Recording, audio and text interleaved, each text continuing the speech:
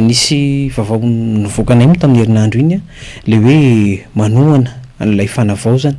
ny antokony fireneko io de misy miteny hoe mijapy an'le tolona indray hoe ny antokony fireneko sa hoe inona no tanjony tao ambadiky ny zavatra nambaranareo iny amin'izao fotoana zao zany hoe tsy hiditra anaty gouvernemanta fa manohana an'le fanavaozana amin'ny endriny toy ny ahoana ny antokony fireneko manohana ny fotom-pisainana fanavaozana satria araka ny resahako teo menomboka tamin'ny taona 2014 fony zaho nilatsaka kandida filoham-pirenena no efa navohy sy nitondra ny atao hoe fanavaozana eto Madagasikara ka raha tonga tany ity tonga amin'izany tanjon'izany tsika kehitriny eo indray angamba ny tena hoe ahoana tenao ny tena hoe fanavaozana tamin'ny 2018 tonga ny 2025 tafita soa le fanavaozana inona ny olana amin'izany tsy azoko le hoe mijapy tray mantsy tsy azoko tsara le izy le hoe eritreretin'ny olona mitady toerana indray ve ny antokony fireneko zany amin'izao fitondrana tetezamita zao zay le izy contradiction le zavatra fanontanianao satria anao niteny teo hoe zay efa nanao fanambarana hoe ka ndraisin'ny olona mantsy zay tamin'le hoe manohana an'le fanavaozana ianareo ay zao zany le izy izay toko mazava tsara efatra amin'ny nitsangana ny tetezamita na ny fondation dia na fanandraisana électricité mirala na ny fianana ny président de fondation zay de efa niteny fa foto-kevitra ny joron'ny fireneko hatramin'izay hatramin'ny siny de ny fondation zay zany lasa aloha ary matoa tsy nahazo afa-tsy ray isan-jato tsy azon'ny olona ndika ny fondation aty amin'ny 10 vao azon'ny olona natao ireo fondation ka izay tonga namana akory tsy mavomavo zay akory tsy rano ekopa zay aloha principe voalohany zay ny tolom-bahoaka angamba ndray ny tianao resana ny tolom-bahoaka dia nitarihan'ny GNZ za afaka miteny aminao androany afaka miteny amin'ny mpiainao androany fa betsaka amin'ireo mpitarika GNZ ireo mpianatro maro amin'izy ireo ny karazany efa ohatrany diso fanantenana ihany raha ny zava-misy mitaky an'ilay aloha fitaiko aloha le fanazavako dia miditra fanontaniana avy ianao averiko indray maro amin'ireo mpitarika ny GNZ ireo mpianatro afaka notaniana izy ary mahatsapa tena nahavitadita amin'ny firenena aho za manokana mampampianatra amin'ny université ana nahavita namolavola tanora mpitarika tolona tamin'ny fahafito amby roapolo ny volana septambra tamina fahitalavitra rahavavy de efa niteny aho hoe sambatra isika malagasy manana tanora sala amin'ireo tsy manan-kilembelana mijoro miady ka tsy izaho mihitsy nohanohatra tolom-bahoaka za efa nitolona tamin'ndraiky amin'ny 7 telo amby folo taona tamin'izany efa nitolona tamin'ny 2 efa nitolo mpianatra tany amin'ny université efa nitolona tamin'ny 6 ka za zany a dia efa zatra tolona ary de rehefa mampianatra amin'ny université de namolavola ny mpianatra hoe aza manan-kilembelana ianareo mijoro ianareo mpianatra ka rehefa nijoro ny mpitarika GNZ tafita ny afatra zay a tiako apetrak'izay dikan'izay de izao hoe izahay rehefa tafita soa ny tolona ay izay tsy marivo salosana izay tsy mahalailay fa mahatsapa fa mila reo fondation lay malagasy tafita ilay hevitra reo fondation izay noentiny nomboka tamin'ny 20 raha ny zava-misy ankehitriny mantsy ohatry ny mahatsiaro tena ho diso fanantenana ihany reto tanora ireto tamin'ny herinandro ity no valan-dresaka ho an'ny mpanao gazety izy mahatsiaro an'le hoe lasa refondation fa tsy refondation le zava-misy ankehitriny mety hoe zany mahatonga nyreto tanora reto miteny an'izay izy anontaniana aloha amin'ny mahatanora azy fa ny zavatra fantatro aloha dia ny zavatra nisy tamin'ireny 20 ireny ny ao andrafitra ny resaka politika amin'ny 20 taona manaraka sahala amin'nisy tamin'ny 72 reny tadio tsara fa mpitolona tamin'ny 72 taty amin'ny 2009 taty vao nylefilefy ny feany tolony ka ary tolona tamin'ny GNZ reny nge tsy teto Madagasikara ny GNZ fa manirana an'izao tolo zao ny tanora manana ny heviny za tsy porte-parole ny GNZ olon-dehibe izy afaka milaza ny heviny za tsy avocat ny GNZ fa mpanofana rehefa nahavita ny aty tokony nanofana ny tanora teny amin'ny université ka mijoro manao GNZ ny tanora tsy misy afa-tsy mitehaka no ataoko ka rozy nareo hoe diso fanantenana izy de misy antony ao tsara fakafakainy zany ary sika efa niadiny amin'ny hoe tokony malalaka miteny malalaka maneho hevitra de tokony mahay mifampieno ary zay fotom-pisainan'izay foana no entin'ny antokony fireneko mahay mifampieno ary dia hitanareo tsara fa matoy zany miteny an'izany misy raha ao de izy ny tsara ny tanena raha tao anatin'izay mantsy enao manokana de tao anatin'ny vondrona nanoana amin'ny fitondrana zay nitsikiraina naonga ny tanora teo taiza hoaiza zany Andriamatoa Paul Rabatra tamin'ireny zavatra ireny nisy toe-javatra maromaro tao anatin'izay zay vao tonga amin'izao fitondrana fanavozana zao tsika marina ny teneninao anisany nanoana tamin'ny alalan'ny fifidianana zay nge le hoe upara tamin'ny alalan'ny fifidianana 2023 marina zany fa araky ny teneniko foana tsy fonja ny fanaovana politika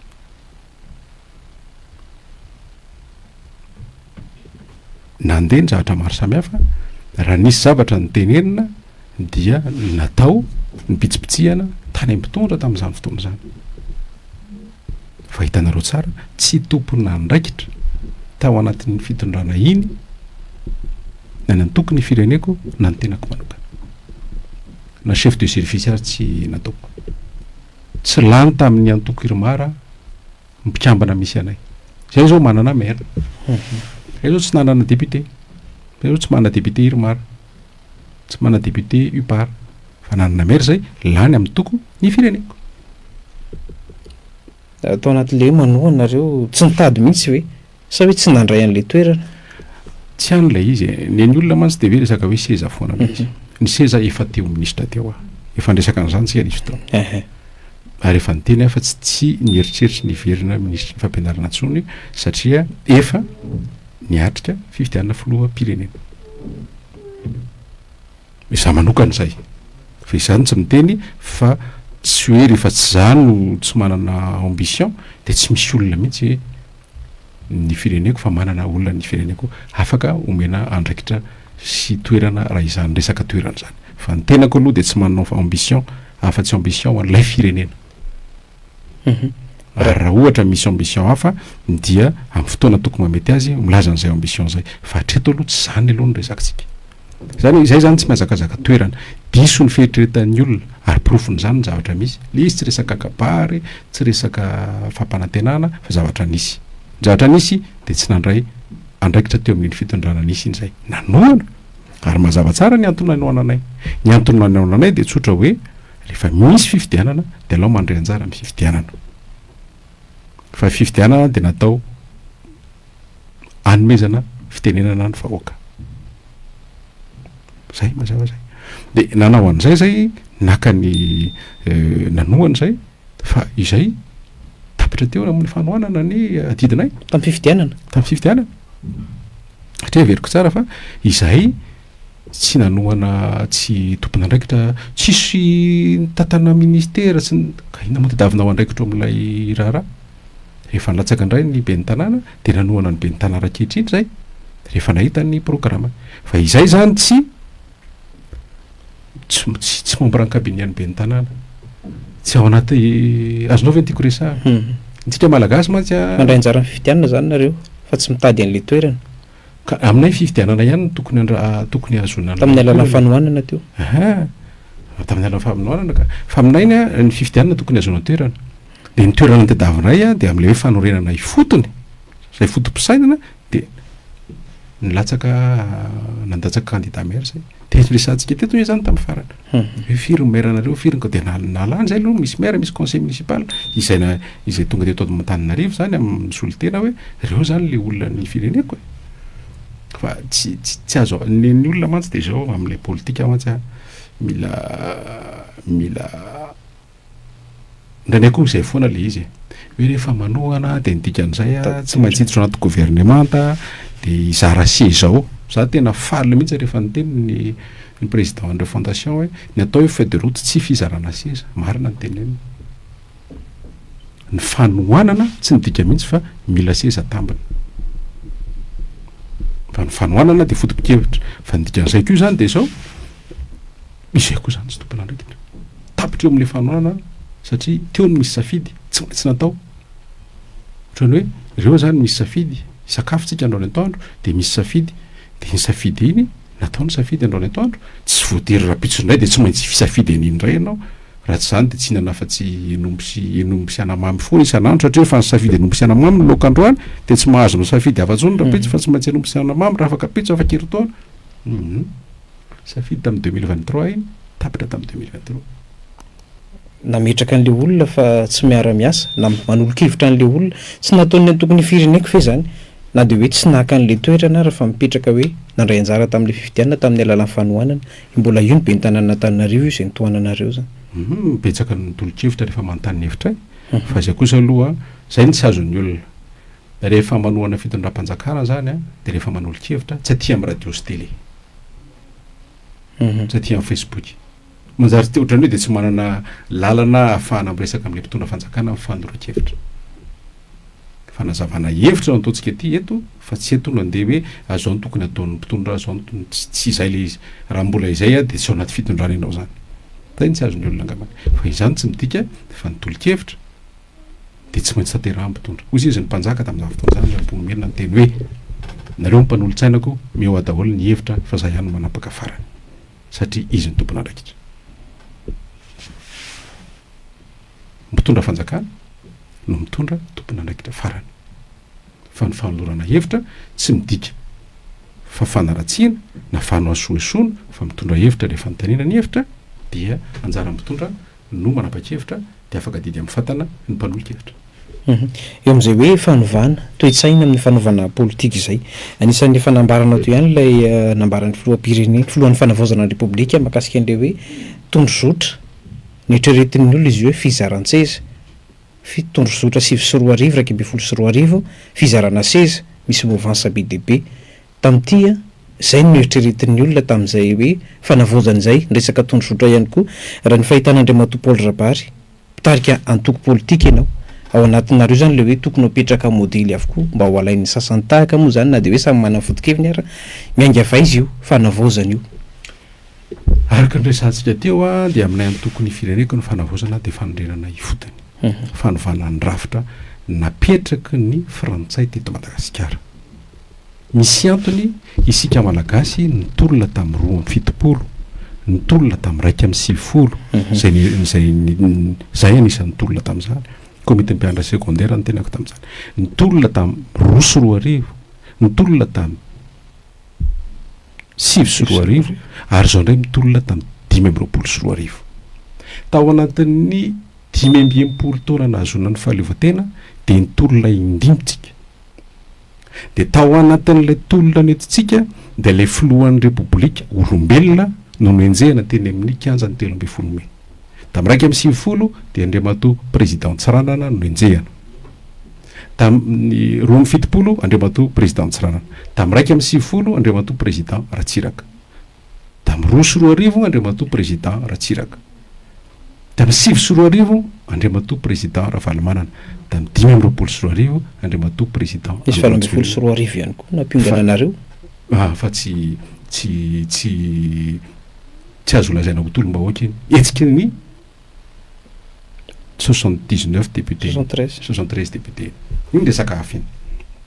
satria tsorona fa iny tsy nampiongana n'ilay filoham-pirenena satria endry ny filoha Rajonary Mampianina nanokatra varavarana alohan'ny fotoana de tsy niongana izy fa nizara fahefana fa matoa ny teny an'reto rehetra ireto de tena niongana teo amin'ilay fitondrana mihitsy ary nitsoka nandositra tany ivelany ireo filoha ireo filoha Rajonary Mampianina zany rehefa nahita tamin'ny 24 fa tsy tafavoaka tao amin'ilay fanovana lalam-pandrena sy lalam-pifidianana dia nanao négociation izy de nanaiky izy hoe bon andaontsika no gouvernement d'union nationale tadio tsara fa tany amin'ny taona 5 tany any Flora Valomanana efa nanoratra taratasy tamin'ny Flora Joel hoe tokony manao gouvernement bairaisantsika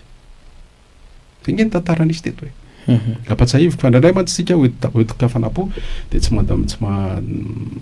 mahatsiaro ny tantara ny zava-nisy zany de zao hoe roa amby fitopolo fanonganana ny président Tsiranana, raika amby sivifolo fanonganana ny président Ratsiraka, roa sy roa arivo fanonganana ny président Ratsiraka, sivy sy roa arivo fanonganana ny président Ravalomanana, 10 sy roa arivo fanonganana ny président Rajoelina. Jereo tsara ilay président niongana fa nyrafitra ve no faitsika nyrafitra nisy hatramin'izay de zao hoe président ny république manana fahefana lehibe indrindra eto ambonin'ny tany, tompon'ny fahefanana rehetra, lehibe amin'ny tafika, lehibe amin'ny fitsarana, lehibe amin'ny conseil des ministres, président de la république, lehibe amin'ny IGE, eo ampelantanan'ilay filoham-pirenena daholo ny fahefana rehetra. Ka raha ny sitsiny rehefa tsy mandeha ny raha de izy le vahoaka le filoham-pirenena diso. Za tsy mino rehefa nahita filoham-pirenena 5 niongana teny amin'ny arabe nefa voavoavo ny fidin'ny vahoaka, maka ohatra ny président Tsiranana janoary 2.7 lany 99% niongana volana Mai. Président Ratsiraka 1989 7 nandresy premier tour niongana 91. Président Ratsiraka ihany koa nakahiditra deuxième tour tsy tafavoaka. Président Ravalomanana volany teo amin'ny fitondrana tamin'ny 9 sy 2 arivo niongana indray tamin'ny 5 sy 2 arivo, ary président Rajoelina moa hitanareo iny 13 sy 2 arivo lany 15 sy 2 arivo niongana. Inona zany ny zavatra misy amin'izay? Zavatra misy amin'izay zany de zao hoe le fahefana eo ampelantanan'le filoham-pirenena be loatra tsy ahafahany mamaolana ny vahoaka. Problema amin'ny vahoaka zany tsy voavaha. Jereo tsara fa olana ara-tsosialy daholo nampiongana an'ireo olona rehetra. Tsisy resaka politika. Ny farany teo jiro sy rano. Zavatra farafahakeliny zany. Ka le fahefana ampelantanan'ny filoham-pirenena zany tsy zakany no mitondra azy. Ka hitady filoham-pirenena fahasivy, fahafolo, faraika amby folo omena fahefana be vetsika izay fantatra fa tsy azakan'izay. Izay ny dikan'ireo fondation rezany. Ireo fondation zany de zao hoe aza omena olona tokana ny fahefana eto amin'ity firenena ity fa manjary raha ny lalana simba président ny antony, raha faky tsy voaroka président ny antony, raha miakatra ny vidin'ny mpiainana président ny antony, efa tsy voatery ho izy ny antony fa le fahefana mivangongo loatra ao aminy. Ny faro de ny zavatra misy de izao hoe eto Antananarivo ny fahefana mivangongo, ary ny tolona politika de anakiroa na telo. Voalohany tolona amin'ny 13 Mai miady amin'ny Ambohitsirotra na miady amin'ny ina moa izy ty Iavoloha. De ny fahatelo zany de lasa io misy kapisady io fa androany zao 13 Mai kapisady Iavoloha. Nefa Madagasikara firy. Faritra 420 province anankeminy. De ozy izy ny fotom-pisaina ny tokony fireneko tamin'ny 20 ny teny an'ity. Raha ohatra ka mandroso oatra amin'ny Madagasikara, oatra ny Antananarivo, ny chef-lieu de province anankenina sy ny chef-lieu de région 13 tamin'izany fotoana zany 12 de efa mandroso lavitra Madagasikara. Satria inona ny antony? Lasa mivangongo eto Antananarivo daholo ny olona, ka lasa Antananarivo lasa fototry ny olona eto Madagasikara. Satria zany aty Antananarivo misy fampandrosoana, satria mivangongo eto Antananarivo ny fahefana de mitangorona eto daholo tsika. Madagasikara nefa malalaka. De ny mahavariana de zao rehefa mandeha any amin'ny faritra any mifanena amina Sinoa, mifanena amina Sri Lankais, mifanena amina Vazaha, mifanena amina Karana, manino mitrandraka. Itsika varina mitangorona eto Antananarivo miady fahefana politika, ny vahiny mandeha mandadalady any amin'ny faritra any mitrandraka ny harem-pirenena. Tsy fahadisoandry zareo zany fa ny tena marina de zao hoe tokony avela hitrandraka ny harem-pireneny ny faritra. io zany no tokony ho izaran'le hoe izay nydika province autonome sa zay état ndika fédéral. le hoe province autonome na région autonome. Aminay a de nitanjona de mifankadimapolo taona satria ametraka fédéralisme fa tsy androany tsy vita androany zany misy dingana maromaro de izay ny ametrahantsika hoe ny faritra zany a mitantana ny areny ny faritra no mitantana ny fampandrosoana misy azy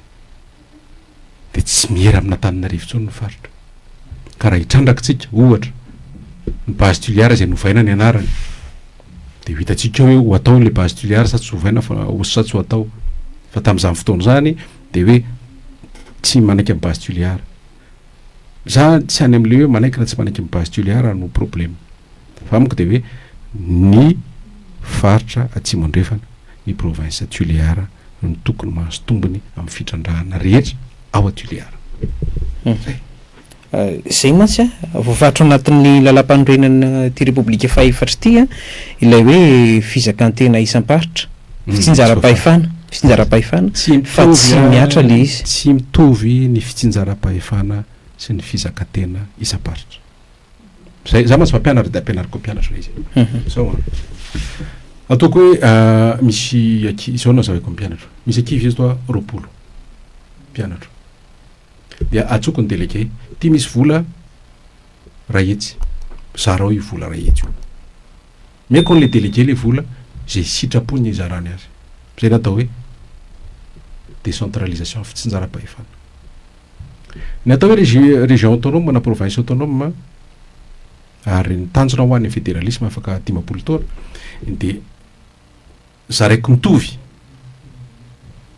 ilay vola rahetsy de samy manao satria fampandrosoana ifotony. Faharoa raha mbola tendrena ty amin'ny conseil de ministre eto Antananarivo ny gouverneur apatra sy ny chef de région de tsy hampandroso ny firenena any amin'ny faritra misy azy izy satria ny patron tsy ny vahoaka fa ny mpanendry azy.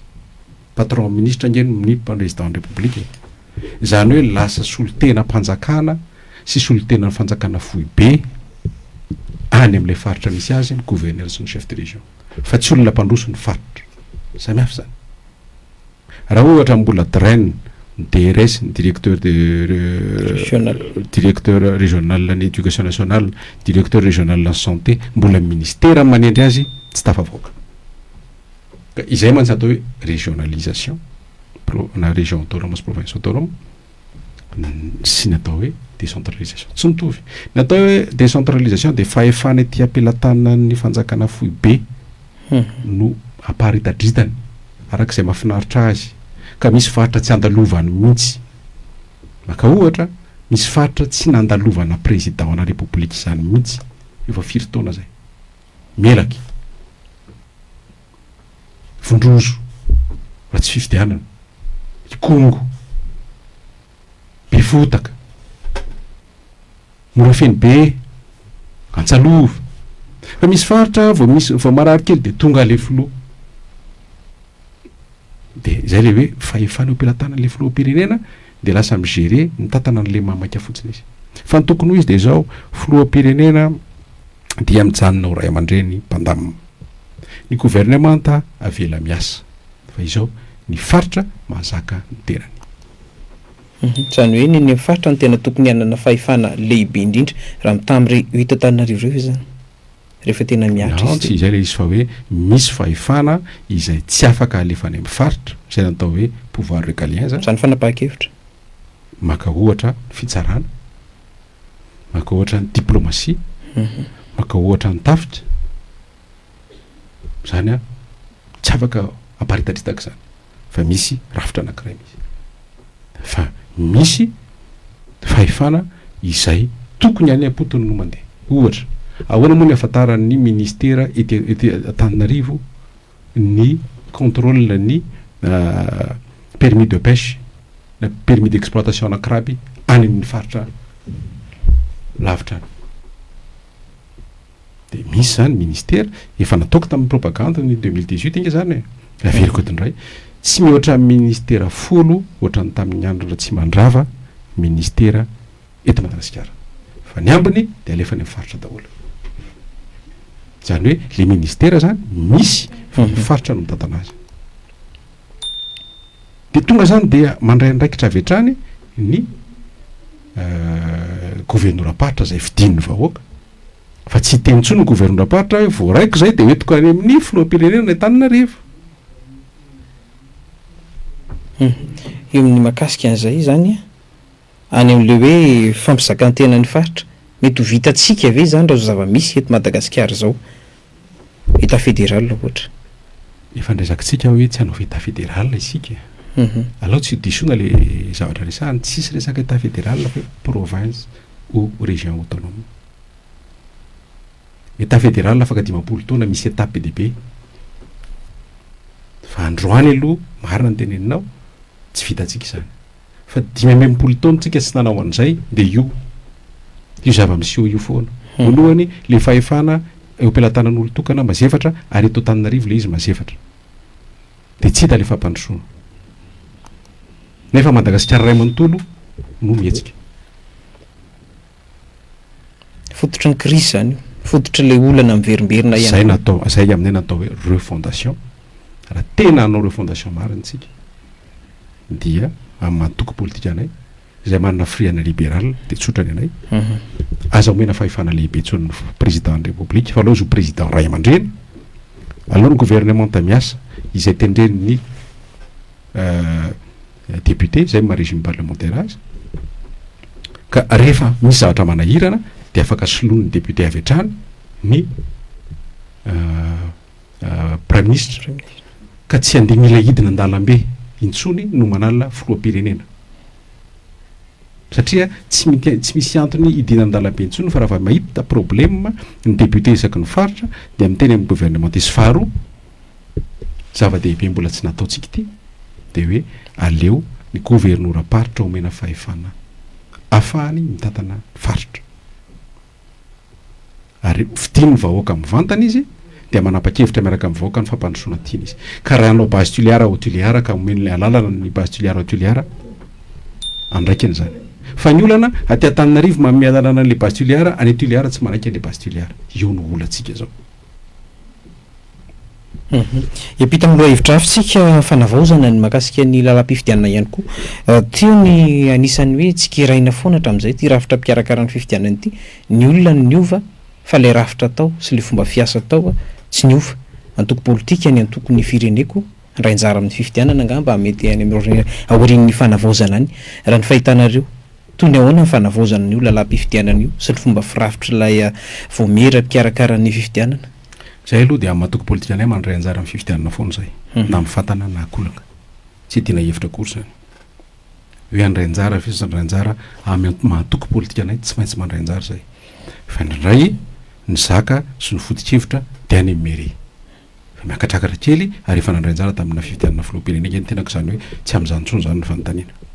vonony zay anjara anjara amin'ny fifidianana no hoe CENI sy ny HCC zay ny adevitra toy zay hoe zay tapaky ny rehetra de mety aminay zay amin'ny principe rehefa mandray anjara amin'ny fifidianana de matoky zay rafitra eo zay fa raha ohatra zay tsy matoky an'le rafitra de tsy mandray anjara zay 2018 nisy fifidianana 3 nisy fifidianana samy nandray anjara ianao nanoana sy ny hoe nilatsaka amin'ny vatana inona ny tsapanareo zany anisan'ny hoe olana mahatonga ny miverimberiny io doublon tao tsy fangararana tam'le fitantanana an'le voka-pifidianana tao ny olana de tena aritondraky fa olana le izy fa tsy hoe miteny olana fotsiny satria tsy fomba anay no manao kritika fotsiny de aveo de vitany fa izao ny olana fototra dia ny fisina fikarakarana olombelona ao anatin'ny fifidianana veriko indray ny fisina fikarakarana olombelona ao anatin'ny fifidianana de na tsy mifampatoky na tena misy marina zavatra tsy mety tika moa malagasy de haitsika izany voalohany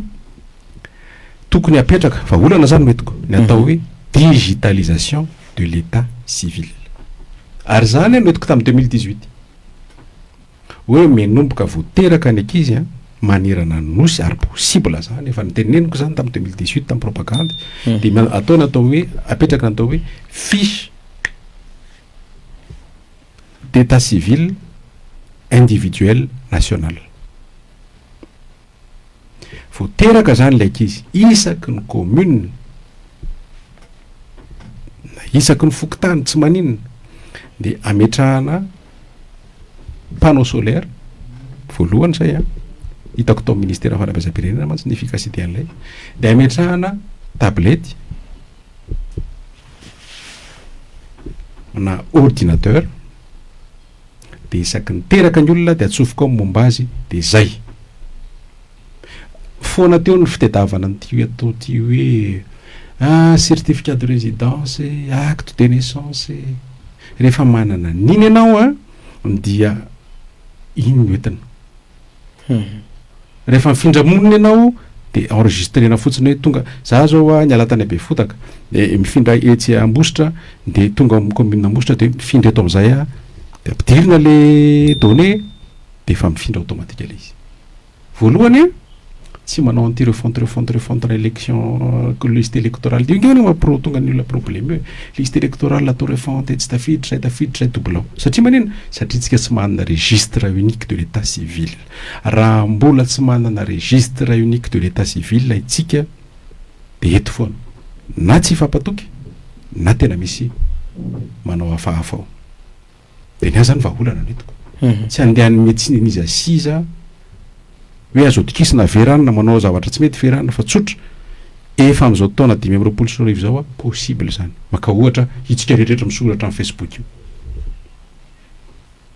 anao nge tsy malala fa mampiditra données anao miditra anatin'ny Facebook io dikan'izay zany possible anataony atao hoe la transition numérique numérisena daholo ny momba ny olombelona rehetra eto Madagasikara de anjarany no miactualiser azy karaha ohatra anao ka tsy miactualiser maka ohatra zany zao za zany zao teraka tany be fotaka tonga fahavalo folo taona tonga de valideny lay système fotsiny hoe mahazo mifidy zao anefa raha eto Antananarivo nifidy ka tsy nanao réactualisation teto Antananarivo tsy maintsy any be fotaka no mifidy zany hoe sady mitaiza zany no manery atsika iactualiser foana anao mise à jour ny fitentsika azy téléphone tsika mahay an'izany mise à jour zany daholo anao mise à jour ny données momba atsika eny am'ireo sihatra rehetra de io système io efa misy ao intelligence artificielle afaka anaovana an'izany tsara raha miala any be fotaka ianao ka misoratra atao ambositra miala ho azy naranao ny be fotaka dikan'izay de zao foana aloha zany ny resaka problème na liste électorale faharoa de ity amin'ny resaka fifidianana tsy mety ny hoe ray volana roa volana telo volana mbola tsy fantatra ihany ny voka-pifidianana ao anatin'ny voka-pifidianana koa zany tokony mifanaraka an'izay ampidirina ao anaty tablety numérique ny voka-pifidianana ka raha androano milatsaka ny voka-pifidianana raha pitso de azo ny vokatra ary isaky ny mpanjataham-bato io zany tsy resaka rafitra zany io tsy resaka olona zany io fa lay teknika système mbola tamin'ny andron'ny 1947 ny atsika mbola manao SNIPV nefa am'izao fotoana zao efa mampiasa Facebook daholo ka androany ty émission antsika ty hitan'izao tontolo zao de maninona moa tsy vitatsika zany fa maninona rehefa Facebook de vitatsika raha misy vola tokony atoto ny fanjakana proposition reny aty de manao an'izay digitalisation na registre national efa manao an'izany nge zao ny fanjakana le farany teo hoe le hoe CIN fa le CIN mbola tara any amin'ny état civil manomboka le izy ary le CIN tsy hoe atao fotsiny zao le données de tsy fantatra tsy maintsy ampiasaina le données zany hoe rehefa tongotsika amina natanjo anankiray hoe tsy mila mampiasa an'izany hoe certificat de résidence et acte de décès satria mandeha ho azy zany le izy azonao rehefa hoe mangataka ianao zao hoe manao acte de décès de mitondra ny havanao miteny hoe efa maty olo ty tonga de mandeha ho azy le izy ianao miimprime ny acte de décès any an-trano ianao mamoaka ny acte de décès amin'ny téléphone amin'ny QR code le donné rehetrarehetra efa manaraka ny évolution daholo de tsy mipetraka tsony le olana fa ny atsika raha mbola mampiasa an'io taratasy stylo io tsika taratasy hainao tsara fa avy ny orana alaina amin'ny hélicoptera latsaka anaty rano le olona koa mety mihinana sambosy mety mihinana nema maloto le izy mitsonika le rano mainty tsy tafavoaka tsika de lasa mipetraka lay tsy fifampitokisana. Tepika farindraisantsika makasika ny fifandraisana iraisampirenena iarahantsika mahita angamba ny ady au Moyen-Orient amin'izao fotoana izao ny fanjakana malagasy ihany koa anisan'ny fankarazany misy ihany ny fanambarana natao aloha zany fahitan'Andriamatoa Paul Rabary an'izay zava-misy izay sy ny tokony iomanan'ny fanjakana mba hialana amin'ny olana ihany koa mety iseho toy ny adiny Russie sy Ukraine moa zany izay nahatonga le ministra Ndrarahambahiny tamin'izany fotoana niala mihitsy rehefa nandray fanapahan-kevitra irery tany amin'ny sehatry iraisam-pirenena. Sarotra ny relation internationale za mpampianatra relation internationale ekatso sarotra io raha mahasarotra zay de mitandrina ny tenako ary tsy anjarako ny miteny sy miditra amin'ny raharahan'ny fanjakana amin'ny relation internationale tsy anjarako zany tsy hiditra amin'izany mihitsy par contre izay kosa amin'ny antoko ny fireneko dia antoko libéral zay zany de mametraka hoe zava-dehibe amin'ny antoko ny fahalalahana ny démocratie ny bonne gouvernance ny lutte contre la corruption zava-dehibe amin'ny antoko ny tsy fijabajaba fanjakana amin'ny resaka fandrarana fanjakana de mijanona ho mpandrindra sy mpametraka rafitra fa tsy mijabaka amin'izany fandrarana izany rehefa mipetraka zay de ao anatin'izay fotom-pisainana libéral zay de zay manaraka ny foto-kevitra ny libéral rehetra manerana ny sontolo zao. Nisy an'ilay resaka Frantsa Rosiana mantsy teo amin'ny nandehanan'ny filohan'ny fanavaozana ny Républicaine Madagasikara de teo niteraka an'le resabe hoe Frantsay todika any amin'ny tatsinanana indray ve le politika ny eto Madagasikara amin'ny maha olo-pirenena indray izy ity hoe hiala Frantsay ohatran'ny sarotro zany ifandray amin'ny Rosiana inona tokony ataontsika zany akana tombontsoa ihany koa ho an'le firenena aloha zany. Fantaniko tsotra fotsiny hoe ianao ve raha te handefa ny zanakao any ampitan-dranomasina any Russie ve ny tianao lefa ny zanakao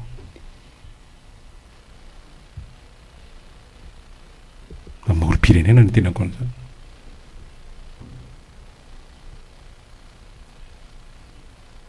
raha ozy ianao alefanao any Russie ny zanakao rehefa afaka baccalauréat de raha-pasoa raha-patsara safidinao zay tsisy olona afaka terena amin'ny safidy ny tiako resahana fa malalaka isika amin'izay safidy ataontsika fa izay aloha de mijoro amin'ny mantoko anay amin'ny maha libéral anay ary zay ny resahako hoe za tsy miditra amin'ny fanapa-kevitra ny fanjakana satria za sahala miteo aloha ihany za tsy manana ndraikitra ary tsy mieritreritra ary reny resahako taminareo tary amin'ny voalohany izahay manohana ny fanavaozana ny esprit sy ny dingan'ireo fondation no tohananay fa izay tsy tompona ndraikitra atao anatin'ny fanavaozana satria tsy minisitra ny tenako ohatrany tsy nahatompona ndraikitra na te amin'ny andron'ny fitondrana teo aloha fa ny tompona ndraikitra satria zay mahatompona ndraikitra azy tsy maintsy maka fanapa-kevitra izy ary dia zony adidiny maka fanapa-kevitra izay dretiny fa mety ho an'ny firenena. Tapitra ny fandarantsika Andriamatoa Paul Rabary filohan'ny antoko ny fireneko inona no azonao amin'tinan'ireo teboka maromaro nyresantsika teo izay ary afatra ihany koa ny vahoaka malagasy. Ny afatra de tsy vitandray andro ny politika tsy vitandray andro ny fanavaozana ny firenena fa tsy maintsy misy asa be dehibe ataontsika ao anatin'izay ary ny tena marina misy dingana maro samihafa tsy maintsy atrehantsika ny atrehana aloha ny androany zany ny androany de ny fandraisantsika anjara amin'ny concertation régionale sy nationale mangataka atsika rehetra raha azo atao mba mandray sanjara satria fotoana izao iresahana ny sano an'ity firenena ity manokana fotoana andraisana anjara amin'ny concertation régionale sy nationale io tsy misy olona miendrika na rafitra miendrika hitondra ny akoatry ny FFKM satria ireo ny ray aman-drenitsika tsy manana ray aman-dreny afa-tsy ireo itsika androany aloha ary mandray anjara amin'izay tsika de milaza ny hevitsika dia rehefa tonga ny fandraisana anjara ihany koa amin'ny fifidianana de tonga aby amin'ny fidy dia zay fidinao de raha-basoa raha-batsara.